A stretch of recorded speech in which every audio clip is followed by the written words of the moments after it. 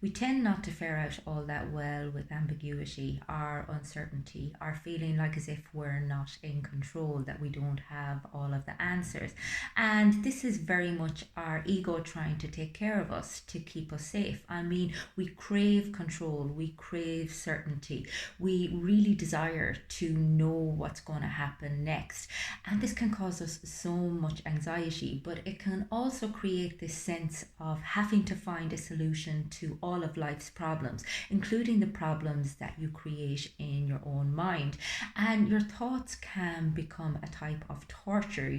You're convincing yourself that you need to do something to fix your life or to fix a certain situation, but ultimately you're not quite ready to make the decision as to what it is that you need to do. Now, there's a lovely poem in Letters to a Young Poet by Rilke that basically talks about being able to live the questions. And I know initially when I came across this, I thought, well, that's just avoidance or passivity, but it's actually not. I mean, you're not looking to avoid dealing with that which you are ready to deal with and that which you are capable of making a decision on and pushing that decision into action. However, if you are not ready to act on what it is that is troubling you, then you're just driving yourself absolutely mad trying to decide what the right decision is, because you're just not in that place yet. And sometimes it's okay to not know. Sometimes it's okay to find yourself in a place of ambiguity, and it's very uncomfortable. It's not particularly nice, but when you find acceptance for not knowing the answer, you can find a type of peace in it, and you can focus instead on the present moment and just the next right thing, what you can do today that is going to bring you closer to clarity, or closer to a place of acceptance, or closer to whatever it is that you need to do in order to find equanimity and in order to create a life that feels better for you, that feels more authentic and more connected. And ultimately, that's what we all crave. We all want to feel at peace. We all want to feel connected with ourselves, connected to others, and connected to a higher power. But yet, our ego intervenes and tells us that we need to be in control, that we need to be a certain person, that we need to be doing a certain thing with our life, that we need to know all of the answers.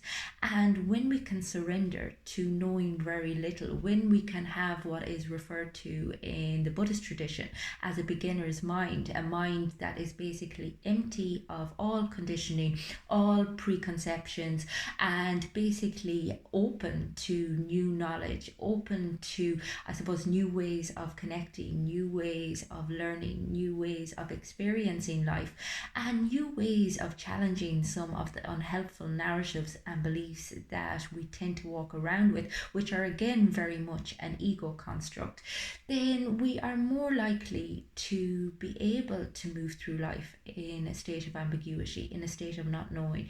We are less likely to desire control. We are less likely to be driven by our story of who it is that we should be, which can be so distressing and can be so restrictive.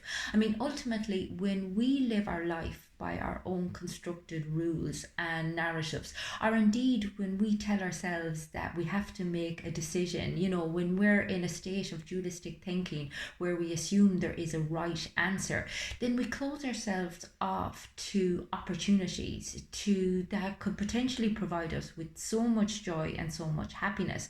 So again, it's about incorporating flexibility, and flexibility is required in order to be, I suppose, somewhat content in a state of ambiguity. And again, it's not about passivity, it's not about putting things on the long finger, it's just recognizing where you're at, kind of asking yourself, okay, am I ready to put into action what I feel the possibilities are here?